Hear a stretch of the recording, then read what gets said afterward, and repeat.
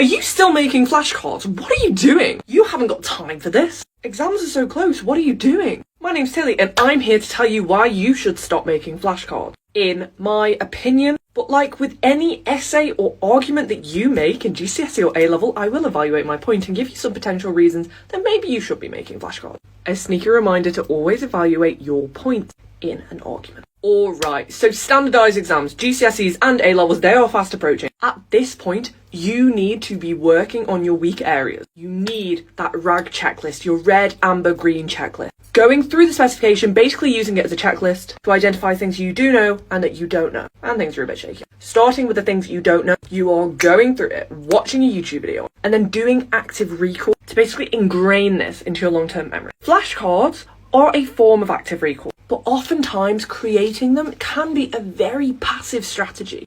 But I said standardised exams. The beauty of this is that every student in the UK is doing these exams. They are adhering to the same specification. So there is nothing from stopping you from going on Quizlet, going on Anki or another flashcard provider and finding a flashcard deck for your subject for your exam board. This is what I did for some of my subjects at GCSE. You will find Anki study sets with hundreds and hundreds of cards in them that you can just jump in and start using for active recall purposes. Instead of spending a whole day creating a deck of physical flashcards for each exam paper, just jump in and use what somebody else has made. And now, why might you still want to make your own flashcards?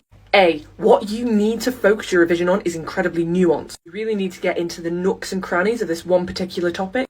You should make your own revision card. Also, your flashcards will be specific to you. It will have information displayed in a way that makes sense to you. 3, the act of making flashcards can be an effective form of revision if you do it in an active way. So you are reading the content and coming up with your own questions rather than just writing a question, writing an answer that you've seen in the textbook. But at the end of the day, creating flashcards, creating study sets is a very time-consuming task. And you need to weigh up whether it's worth it for you at this stage in the year. And for me, when I got round to it, I simply didn't have time to make my GCSE business flashcard. So I did use somebody else's study set on Quizlet. Be sure to save this video for later and follow for more daily study tips.